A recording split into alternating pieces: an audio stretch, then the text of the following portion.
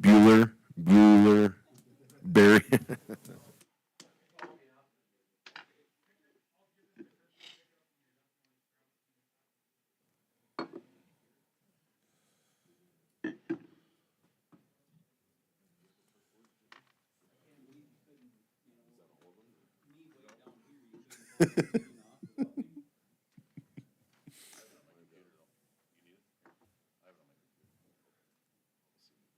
All right, we'll call the Williams County Park Board December 17th meeting to order.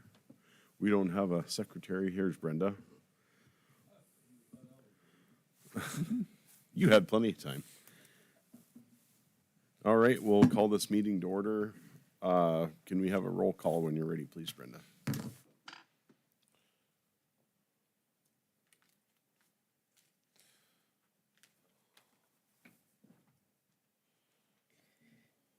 Barry, Here. Corey, Here. Hinchin, Brad, Yes, here. Steve, Here. Shanda, Here. and Chris. Here.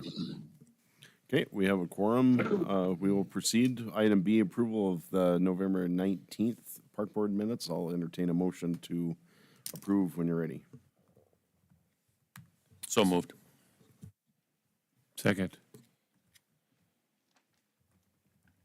Okay, moved and seconded to approve the November 19th minutes. Any discussion or additions? Roll call vote, please.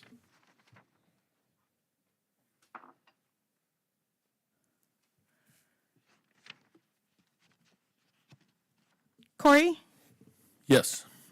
Brad, Yes. Steve, Yes. Shanda, Yes. Chris, Yes. and Barry. Yes. Okay, motion passes. Moving on to financials. The financial report's in your packet. If there's anything specific you'd like to discuss, we can go through that. Otherwise, it is as presented.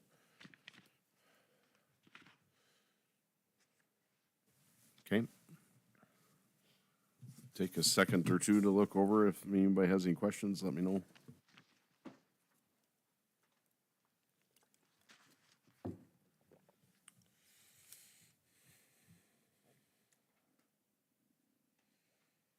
Any financial questions? Okay, we can move on to Blacktail grazing lease. I'll let Karen take this one.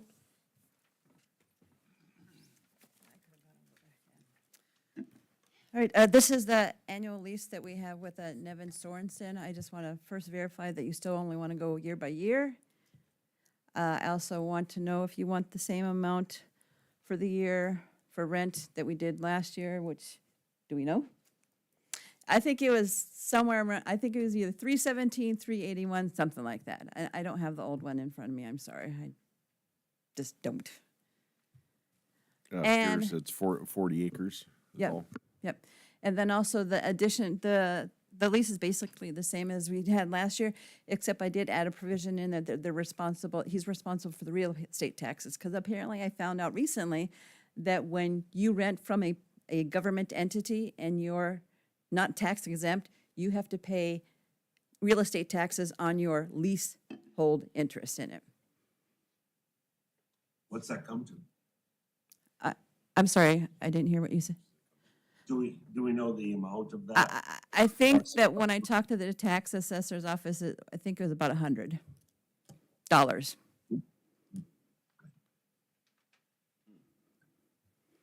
So the tenant has to pay our property taxes? No, we're tax exempt, so we Yeah. don't have, but the tenant has to pay taxes on his leasehold interest per state law.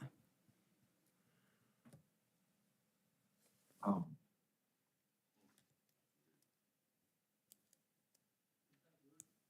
It's a kicking. That's a kicking. If you like, what now?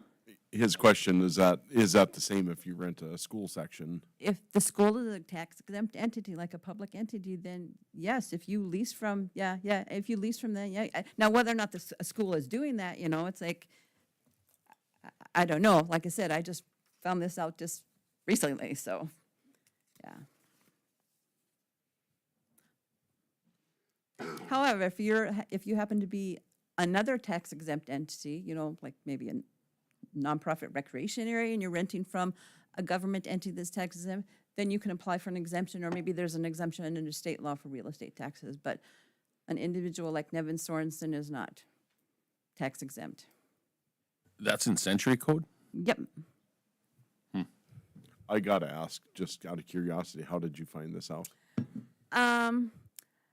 I think I was having a conversation with the tax assessor's office about, actually, I did find out.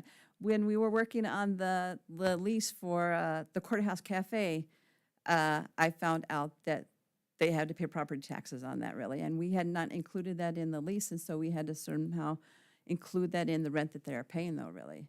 And then I found out probably in the last couple of months, again, about this Nevin Sorensen thing, too. So just in talking to the tax assessor's office and about different things. So I assume this is the same for like water board property. Yep.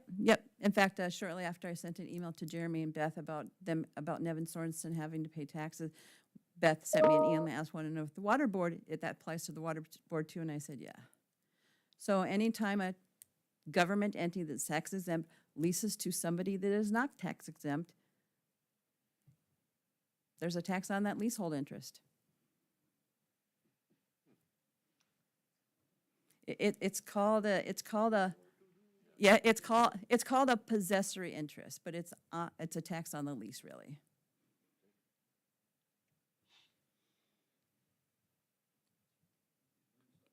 Yeah. So I don't know if Mr. Sorensen has been made aware of this or not, but Well, and I would like this to be in the record that Nevin Sorensen hasn't done anything wrong. oh, no. I mean, oh, the no, way we're no, talking no, here no, was like no. Nevin did something. Oh, He no, didn't do no, anything no, wrong. He didn't know about this it. this is on us. I mean, because. Yeah, right. I just nobody- want to make sure that yeah, that's, No, for sure. nobody's mad and blaming him. No, He didn't do anything wrong. Well, and it won't be, we won't be going backwards. I mean, he'll get a tax statement. If this lease is signed by him and by you, he'll get a tax statement for the 2025. So it's not like we'll go back. We'll just go forward. So this lease has to be recorded with the recorder's office so that they will send him that tax statement? No, but a copy of it will be given to the tax assessor, or the assessor's office. They want to be called the assessor's office, not the tax assessor's office now. So the copy, just like, a copy will be given to the assessor's office. They're the ones that do the valuation, so. I should have had the assessor's office come and talk to you about this, because I feel like I'm the bad guy now here, so. You're the one that found it. You are the bearer of bad news. I'm sorry, I could just go back in time and just say, yeah, but, I guess the Well, Arnery Nevin's already got- in me says Nevin's already got a kicker. oh, you know, sorry, with Brad, the- I was talking over you. losing Go all ahead. the cattle. We're just laying it on him now. I did. Start over and talk louder, Brad. Can't hear you. Sorry, I just feel like Nevin's already got a kicker losing all those cattle, and now we're just laying this on him. I just feel bad. I don't disagree. Well, my thought would be we reduce our rent payment by $100.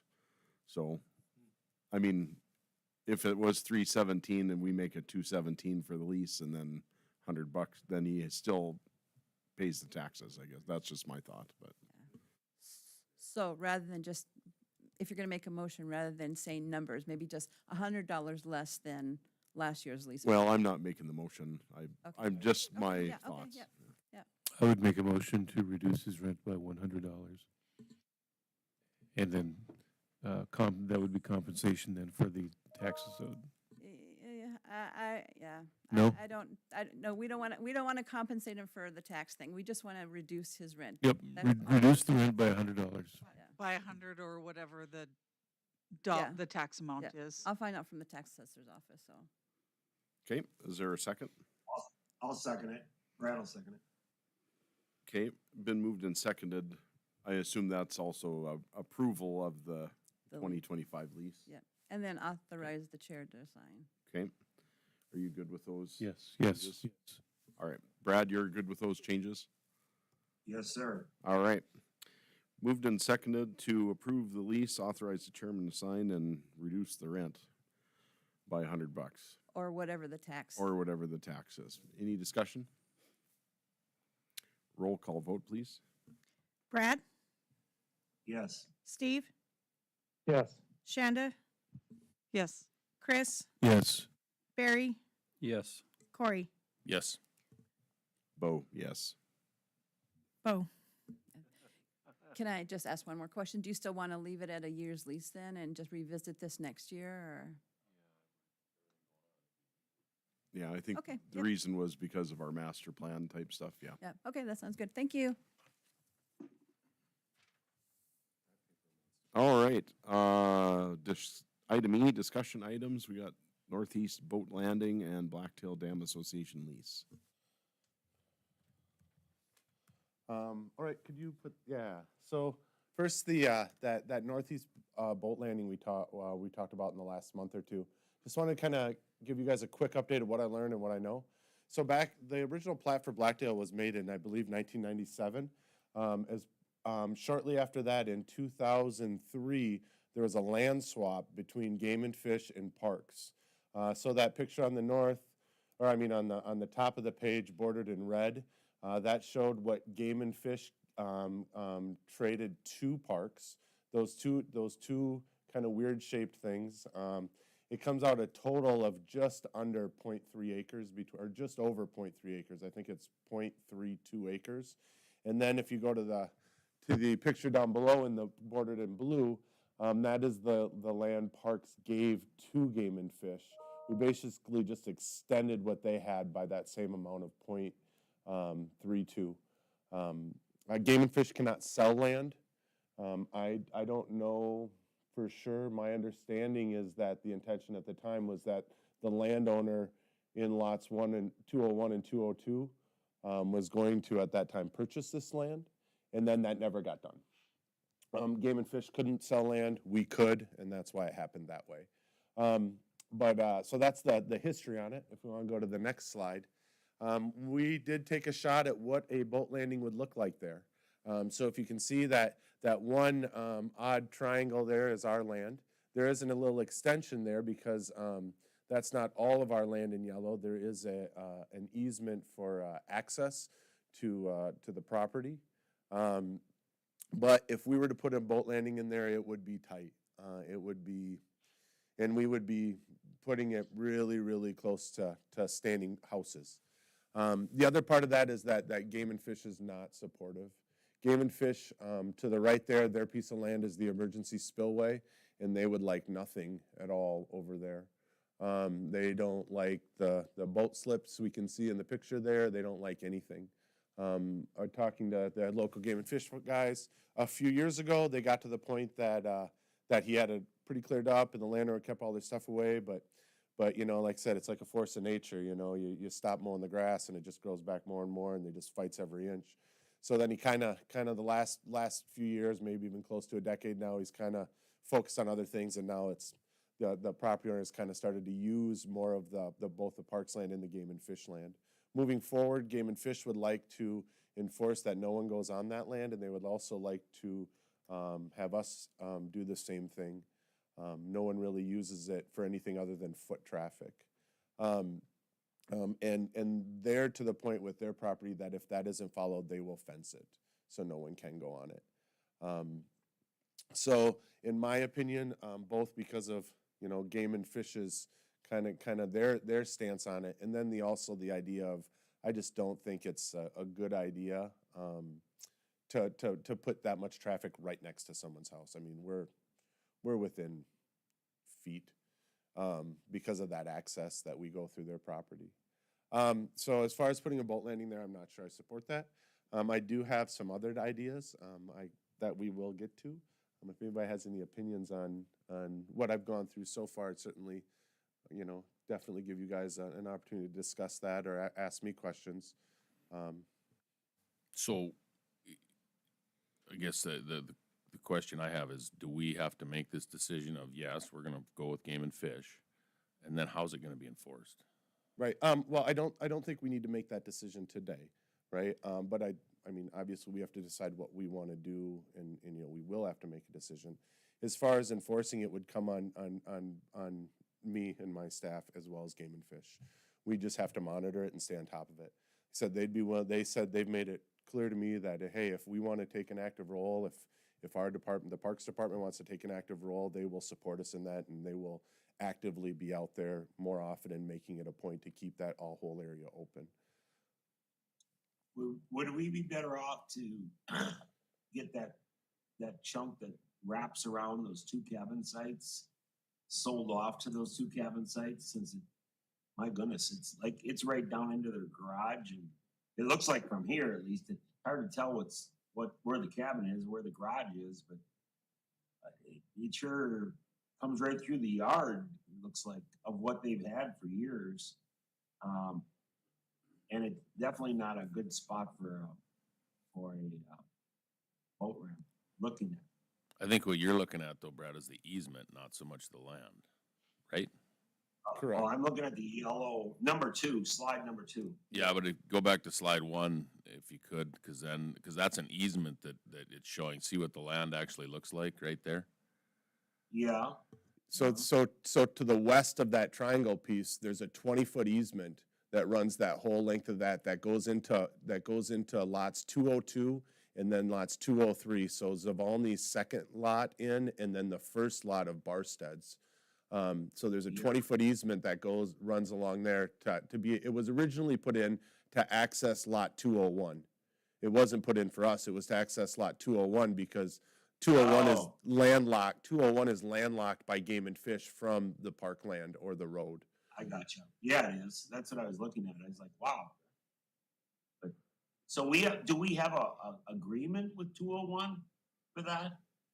No, we do not. We do not. That is Parks land, and it is not currently part of the Blacktail Dam Association lease. Oh, no, 201, no. 201 is owned. That is Zavalny's lot. Right. Yeah. But what's that wedge behind it and the rectangle to the east of it are all under an easement, which are not owned by 201, correct? Yes. The tract 2 is that underwater? It's close. It also like they didn't, when talking to Kent from Game and Fish, he was like, I think it is a little bit on land, and we've talked about it, and we're going to get Game and Fish has agreed that they would split the cost to locate all of the boundary lines there, so we know. But talking to Ken originally, it did give him a little bit of a front yard. There is some of his yard there that is on land, but I would say the majority of it is on water. But these pictures aren't perfect, so we're close. No. But we're close. But yeah, as you go around, you can tell that the lines drawn aren't exactly right where the property lines are. Well, am I correct, Karen, in saying that we, Park Board, cannot sell land to private entities either, can we not? Because we No, you had can't. kind of this discussion when we were talking about all of the Park Board property and, giving it to Blacktail Township, but not Blacktail Dam Association, correct? We could sell it to them, we can't give it to them. Yeah, you can sell it because that's how we acquired all those lots. Those were sold Park Board land. Well, this won't be the only Park Board land that's being used by private lot owners out there, Yeah. correct? There's at least No. 2, 3, 4 Right. other places for sure. I mean, At least. there's a lot, right? There, and there's a lease. We have a lease of, I mean, really, I haven't done the math, but I bet over half of the land that the county park board owns out there, we lease out to the Blacktail Dam Association. And then they maintain it and they can temporarily store things on it. But but these two little tracks, track 1 and 2, are not under that lease. Correct, they are not. And I don't know, I'm just looking at the size and where they wrap around these two lots. And I'm thinking, wow, I had no idea, especially the track 2. We normally, out of Blacktail, the rule of thumb is the first 10 feet off the water line or better are game and fish. And so you come off the water line and you come back 10 plus feet and you know you're game and fish. And when I've had my lot surveyed in, it was at one point, one area of the lot, it's about 40 feet back from the water, and the other area is about 15 feet. So my understanding of what that is it's still park board land, because the park board owns all of the land underneath the water.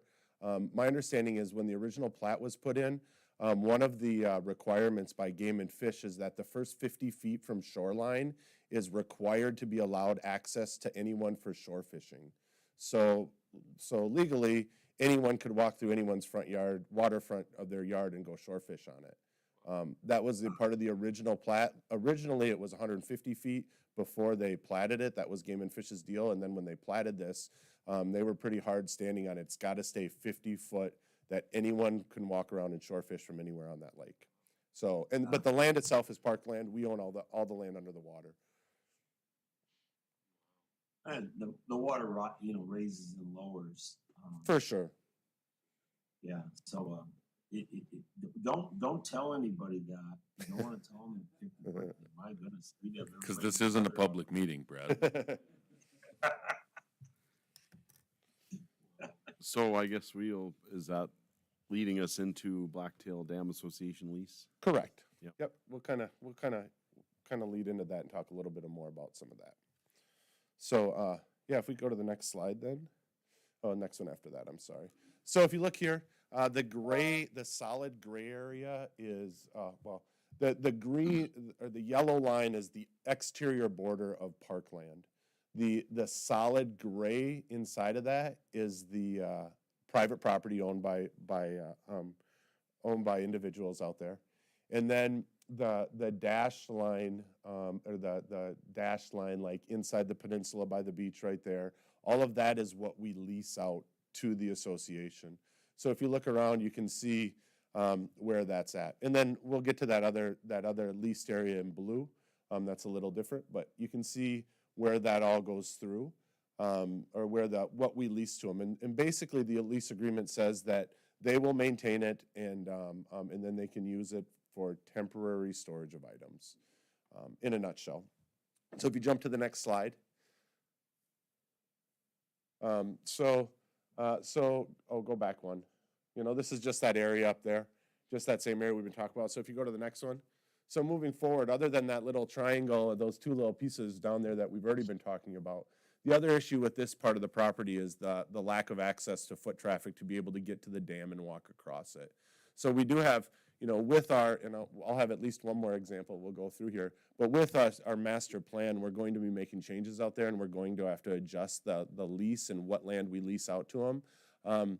It'd be my opinion to change the lease to something like in the bottom right-hand corner where that pink is, and eliminate that from the lease. And then we could just have that area where we know it's going to be walking access, and I've some way make it visible, whether that's split rail fence or something that makes it clear that this is ours. You can't park here.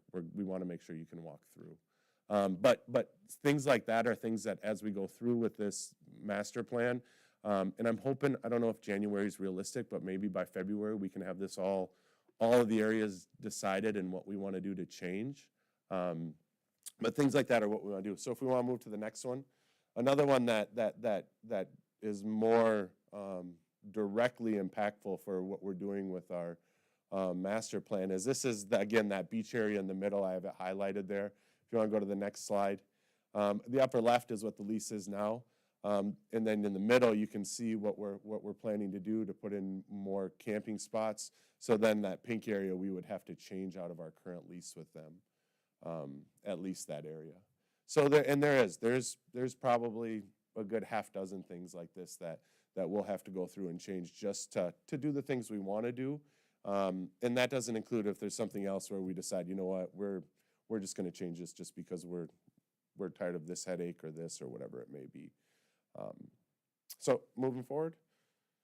Oh, so I guess that's it for as far as the lease goes. I don't have any action today. Like I said, my goal is to, this is, talking to Karen. She says it's not something that we have to rewrite our lease. It's something more likely that we can just make an amendment to our current lease and make these changes. Is that accurate?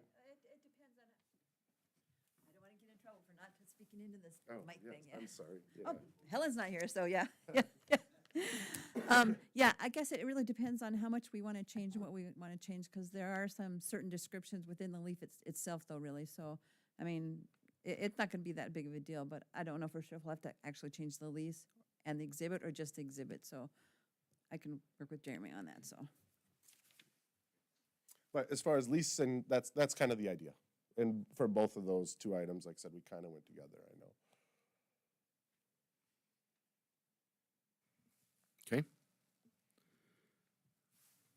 The next slide, is that still part of the No, we're lease? moving, Is- that'd be the next thing, That's, okay, so we're into master plan. yeah. Yep.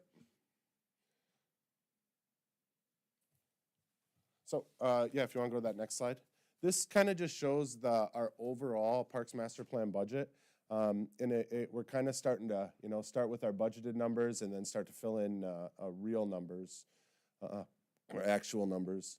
And just want to make sure you guys are on top of it moving forward with how much we've spent and how much we have left and where we're at.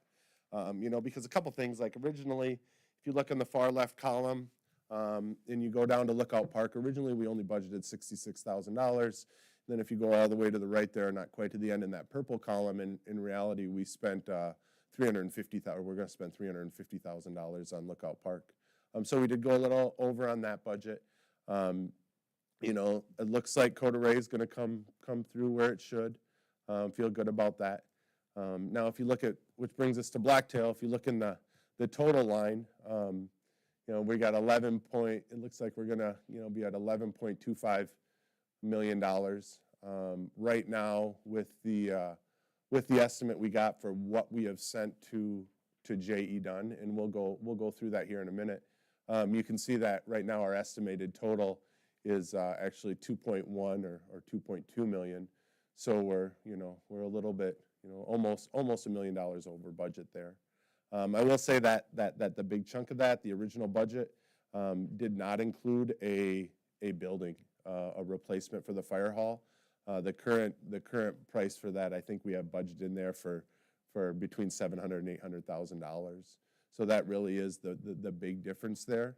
I know that, I'm not sure where we're at as far as what we want for that building. I would like to maybe even spend a little more on that. I'm worried that's not enough. I'm worried that, hey, we're going to do this once. I want to do it right.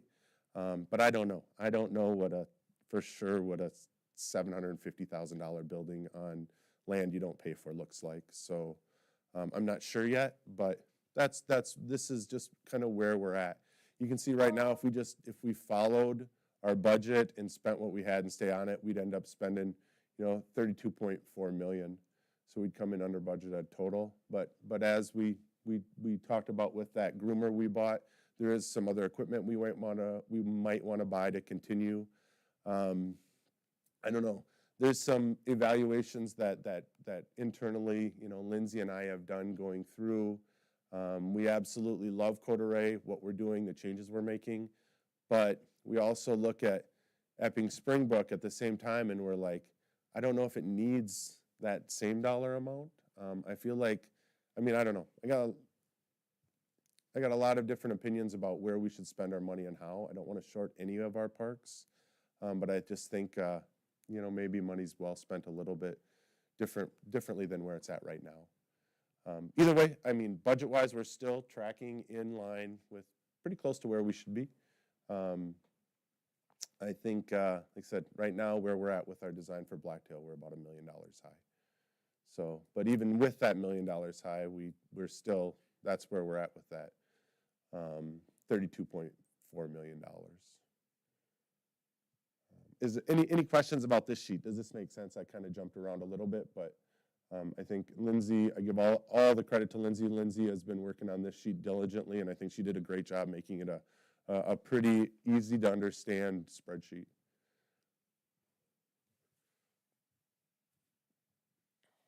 Anybody have master plan questions? Okay, and just about the budget, I have some more on the master plan. So yeah. I mean, so your thought is some or more money should be spent in a few different parks versus others.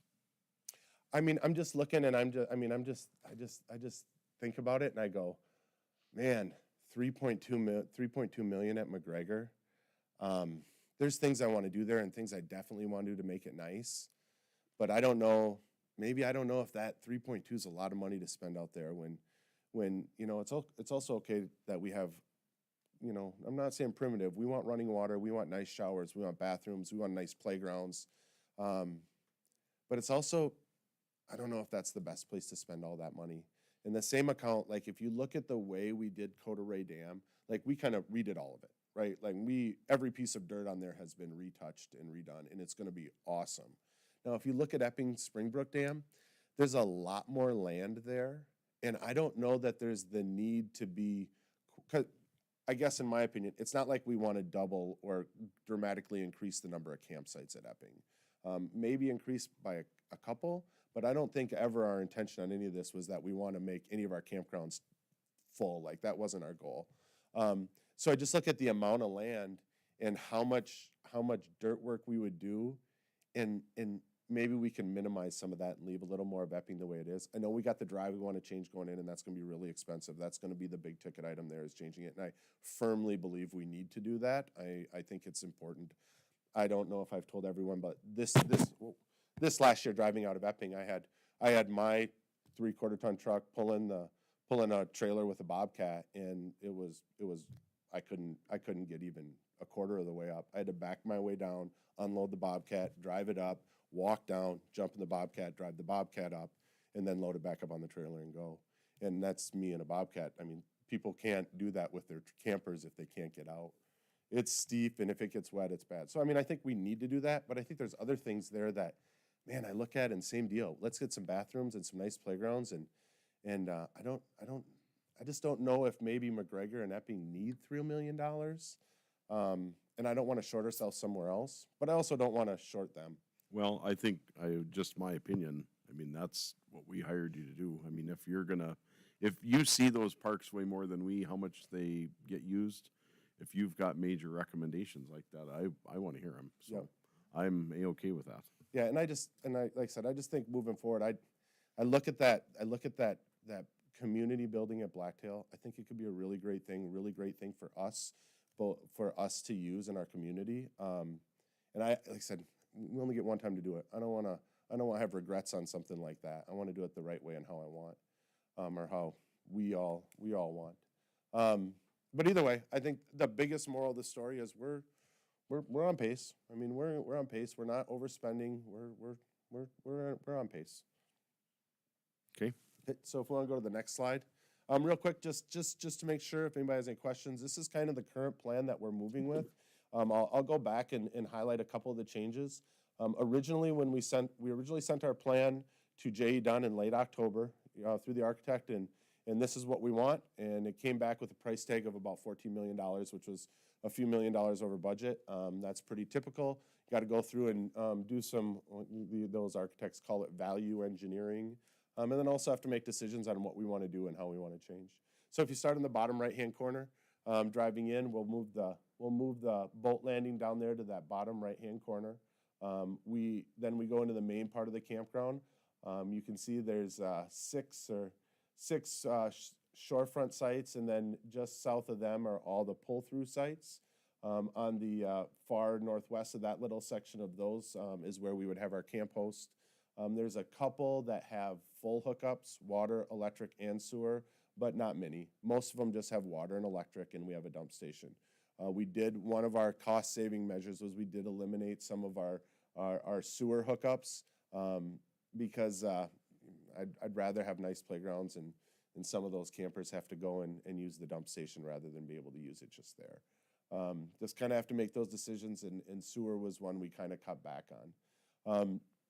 The point now, if you're staying in that same area, that point, typically Site 13, that's very popular, that now becomes a public beach. That whole strip right there kind of becomes more of a community area. There's a shower house right in that area. The kind of the rectangle there with the circle underneath it, the rectangle is a volleyball court, the circle is a playground, and then there's a big parking area, and then there's a shower house right there with four what we call potty pods. Potty pod has a bathroom, a toilet, and a sink, and a childcare station, a baby changing station. So it would have one with four of each of those things in there, that shower house. And then moving along, those campsites that are, pretty typical, or pretty similar to what they are now, just less in that second little point area, and making them more spacious, more how they should be. And then moving along down the road there, then we get to a primitive area. Starting over now, we'll start over again on the right, start with the shop. We do have it fenced in. Right now, we don't have it fenced in. Really would rather we could secure our stuff. I don't have a large, we don't have a shop to put stuff inside for a chunk of the year. We lease out the large part of the shop to the association. So it'd be nice to have it fenced in. And then those little triangle areas are group sites. We've talked about them before. And then just south of the group site is where we would have our amphitheater. And then just south of the amphitheater, there is the community building that we're going to look at putting in. Going around working our way around the lake and down to the beach. That first yellow area we see there, kind of in the middle of the page, is gated parking or gated storage. We'll go through that in a minute. And then out on the beach, you can see we have moved sites inside and outside. There is a bathroom there. One of the adjustments we made is we went from a 4-unit bathroom to a 2-unit bathroom at the beach. I should say one other thing, down in those group campsite areas, we also have a 2-unit bathroom. So then you can see the red part is a trail, and the black part is a trail working our way around. And then up in the upper left-hand corner where the primitive area is, that we just have a vault toilet and a shelter, and then an accessible boat or accessible canoe kayak launch up in that area. So in general, that's I kind of ran through it really quick. Certainly moving forward, anytime I'm open to go through this in more detail with anybody that wants. But real quick, I just wanted to run through a couple of the changes we made to go from 14 million down to the number we're at now. So if we want to go to the next one here, again, you can see in the main campground area, we did eliminate a couple shelters. We had an irrigation system. It was between $250,000 and $300,000. We just decided that that money could be better spent. We cut back. We originally had 500 tree plantings. We've cut that back to 250. And then in that group campground area where those triangles are, we reduced the comfort station down to two pods instead of 4, and then the slab for that would be reduced. One thing we did is, if you look on the one on the left, on the very bottom, you follow that road, you see those little red dots. Those are all lights. We had street lights up there, and you can see them in other parts of the campground as well.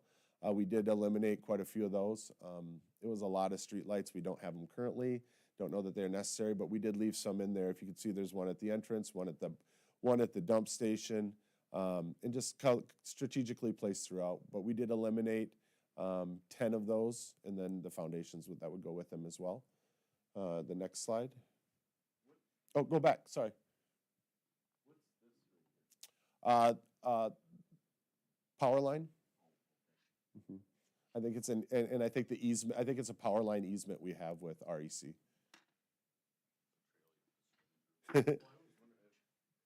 I just thought it might be a walking bridge over the water or something, but Which would also be awesome.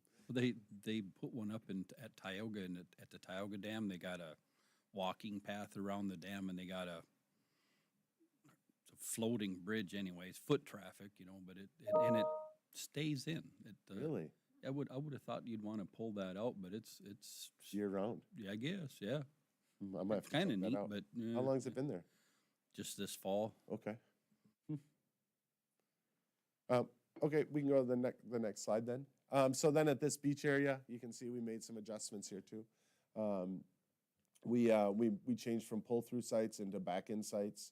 We got rid of a lot of pavement, reduced the size of the septic system and reduced the restroom from 4 of those pods to 2. We can go to the next slide. And then you can see this primitive area. We kind of the thought with this was, you know, we needed to find places to save money, and this is something we could do later on. If this is just something that it's putting gravel down and making these things, and just something that I felt like we could do this later on. Really tried to focus on that when we went through the changes. Was it's okay to save some things for later, save some areas. Kind of thought that same way. That same thing with the piece of land just north of this property. It's a great piece of land that we own to develop. It doesn't flood. It's right next to the water. But you got to make financial decisions, and so it's okay. Maybe that's the perfect thing for 5 or 10 years from now that we want to make an improvement on, and that, you know, it's okay to save things for later. And that's kind of the thought process here. We still want to get a shelter. We want to get a vault toilet. Want to have that canoe kayak launch. Still want to have this area useful, but minimize the cost to do it. And then a couple other items you see down there. We just reduced the grading estimates because of things like this, where we eliminated square footage of where we're going to be doing work. Next slide. So you can see on the left-hand side is the original, when we originally sent our plans in, and we were at a number of 13.6, and then we sent it in with all of our changes, and we got that number down to 11.5. So that's kind of the place we're at right now.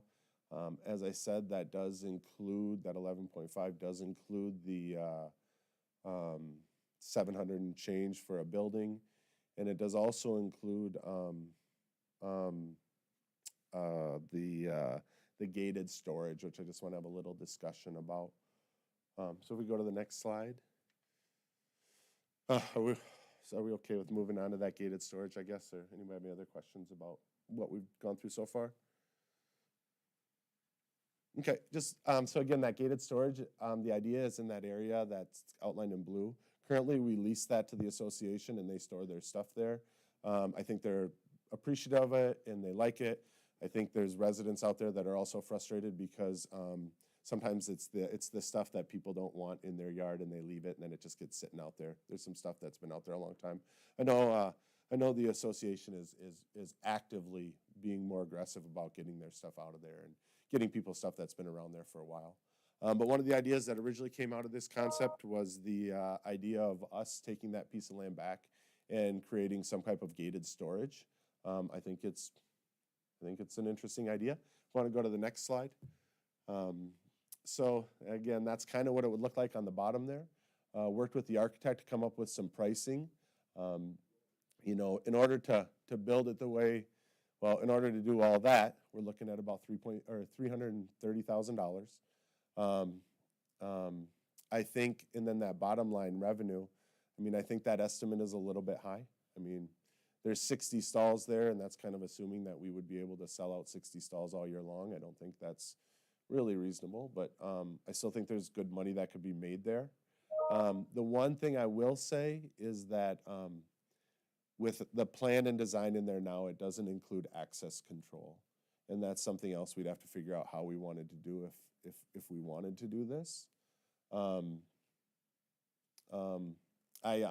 honestly could go either way on this.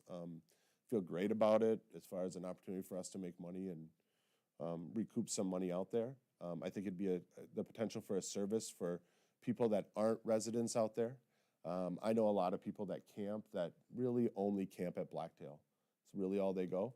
And now they could store their camper out there, and then when they have their campsites, they could just drive right there, pull it to their site. When they're done camping for the weekend, they could pull it back in their storage spot. So I think it creates a service. It creates some revenue. I also can see the other side where it creates more work and potentially more headaches and more things along those lines. I don't think it's work or headaches we can't overcome. I think it's kind of more, I just wanted to really bring it to your attention because it's just a little bit different than the way we've done business before. And I don't want to move forward and make that decision. You know, that's more of a board decision if we're gonna kind of change the way we do business. So I would definitely entertain any opinions or thoughts or questions on gated storage at Blacktail.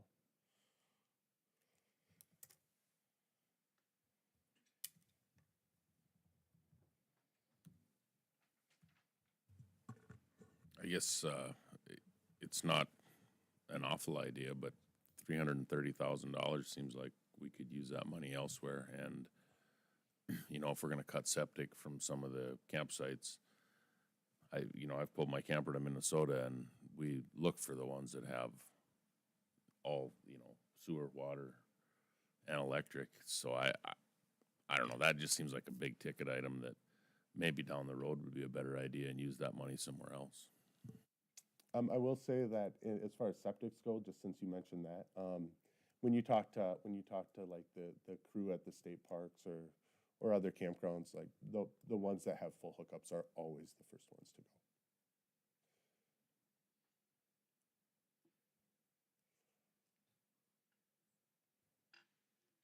So this gated storage number, is that part of the, That's currently in The- the budget, yep. it is? Okay.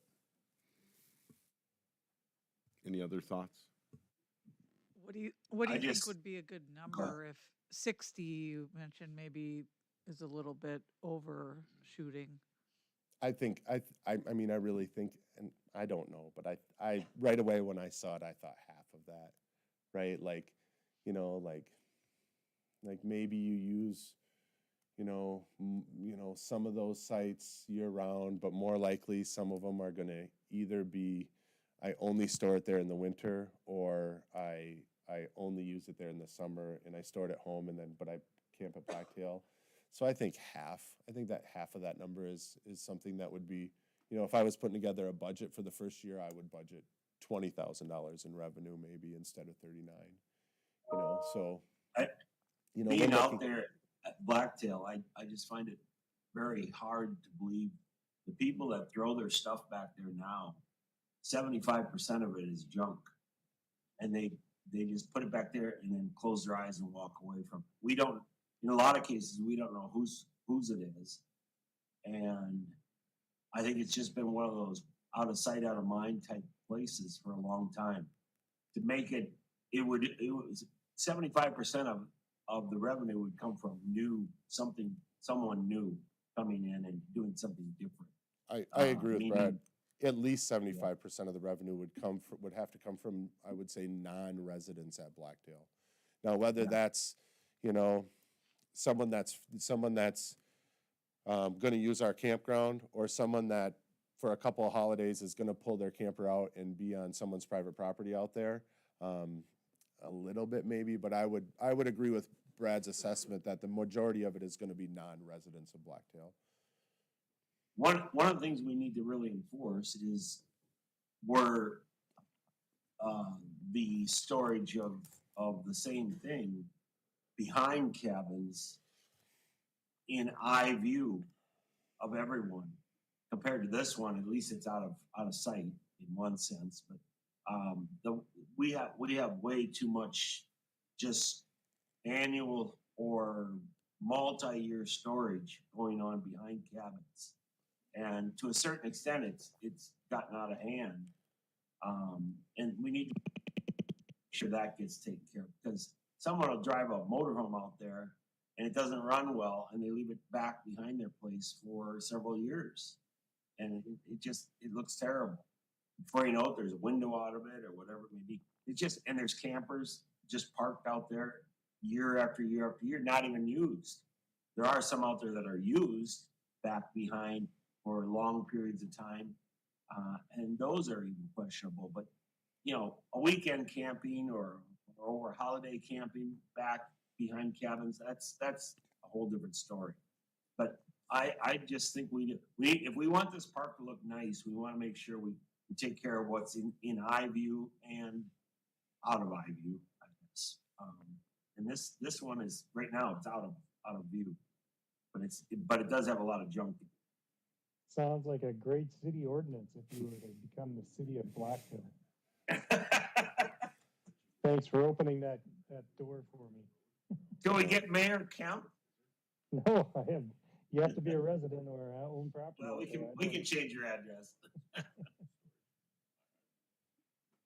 Brad, I don't disagree, but I think cleaning up the stuff that's back there now is get that cleaned up and still do this down the road, because that's a $330,000 is a big ticket to put on this, and maybe we can do something else. And maybe it isn't gated storage, maybe it is still storage, but make some little more stringent rules on what can be back there and how long it can be there. Oh, and Well, I, we talked, Blacktail talked about putting, anything that's back there has to have a kind of like a license on it, which shows the cabin site that it came from, or someone's name. If it doesn't have any identification, it's gone. It has, it gets something on it for what, 10, 30 days, whatever it is, and then it's taken out of there. And because we lease that to the association, that they can make those rules, correct? correct. Yeah, which is good, so. Yep. But they have to pay tax on the land, right? Oh, no, I didn't bring that up. And I, You can have it all back. The pin on the grenade got pulled. We're gonna let her blow up. I mean, one thing I will agree with Mr. Hanson is that I do, like, one of the ideas I took when I was looking and trying to cut money was, where are the things that we just don't touch at all now and we can save for later if it's something else we want to do. And that's another reason why, like I said, other than it's a different kind of business we do, that's another reason why this jumped out to me. Like I said, it's $300 and some thousand, and we could put that otherwhere. I mean, if you told me I got 3 playgrounds out there and I could have $10,000 more at each of those playgrounds out of this money, I think I would jump on that, and that's only $30,000. And then also, like I said, this is something that 5 years from now or 10 years from now, that if we decide we want to do this, it's very easily doable. This isn't a huge project that, it's something that can be done, very easily in one construction season. Well, and I would agree that if the association has a lease on it and they can make rules to at least get it cleaned up and organize that, I mean, then that buys us 5-10 years to make another plan. So the septic part that you pulled out of the other sites, how much was that? Oh, I'd have to look, because we made changes to a lot of things, but that's something we can reevaluate. And I guess I just use that as an example. Yep. I mean, but I think if we're gonna agree to take that 330,000 out, but you put it where you think it's necessary, I guess. Okay. And I don't think we need a motion on that, do we? We just keep moving forward? Okay, thank you. I appreciate everyone's input on that. So we're on to parks update, other stuff, or you have something Yeah, else? next slide, I think. Just the one other thing about the master plan. One thing I just don't want to let die. I've had a lot of input from residents out there, and it's something that I've heard, residents and campers out there, that a mini golf course would be something that a lot of people would like to see. I again, kind of set aside a location. It's kind of down there by the golf course already. And then something like what's right there, that would probably cost us between $300,000 and $400,000. wow, We just this is found- awesome. saved it. We just found it. I love that idea. I think that would be a great addition. I think this would be a really great addition, but I think there's some other opportunities out here too for us to even maybe even look at getting some skin in the game from the association or from even private residents out there that maybe we can get donations towards, and come up with grants and see what we could do. Said we're over budget, and again, this is something that it doesn't have to be in the first phase of bidding, but it's just something I want to keep alive. I think it'd be a great addition to the park out there. I want it to operate similar to what the golf course does now, where it's just a free will donation to come through and play. Bring your own clubs, bring your own ball, and go through and play. Keep it as minimal, maintenance minimal as we can. I just think what a great addition to give something both kids and adults something else to do when they're out there. So I won't let this die. I'm gonna keep this alive for a while. All right, and then, yep, so moving forward, I think that's it for the master plan. Do we even have another slide? That might be the last one. So, and then, I guess for the master plan, I really focused on Blacktail. I didn't talk much about the other two parks. Lookout Park is, the shelters we were waiting for have shown up. They're, could be installing them right now. They showed up. We got 3 of them, 1 for Lookout and 2 for Coda Ray. They'll get those done and both up and installed in the next couple weeks. As far as Lookout Park goes, the only thing left to do would be make the final connection for water and electric. Everything else is done up there. Obviously, other than this shelter, we're at a hold. And if they when they get a nice day, they'll get those done. At Coda Ray, we're at a pause. We're a little bit behind where we want to be. We still feel like, if we can get out there the end of April and start working, we can get this open with everything done before Memorial Day. Gonna be tight, gonna be a push, but as long as winter doesn't go into May 15th or something, we should be able to make it. But as a whole, for the most part, things have been paused out at Coda Ray, and other than those shelters, again, when they get a nice day, those guys will get out there and get those put up. But yeah, otherwise they're both coming along right on schedule. And I think that's it for master plan. And as far as parks update, not much to speak about the other ones.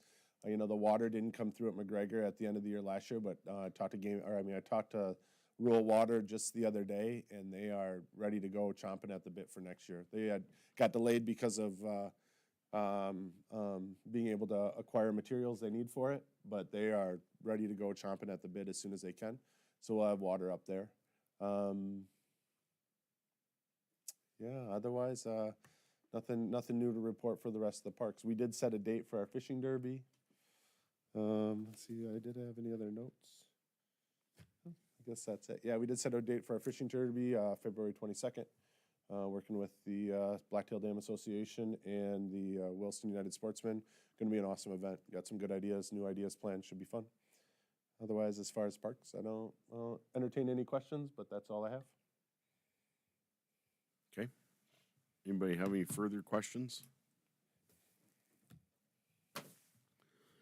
Seeing none, I guess item H is next meeting, January 21st. Seeing nothing else, we will adjourn 9:56. Thanks, guys. Thanks. Ciao.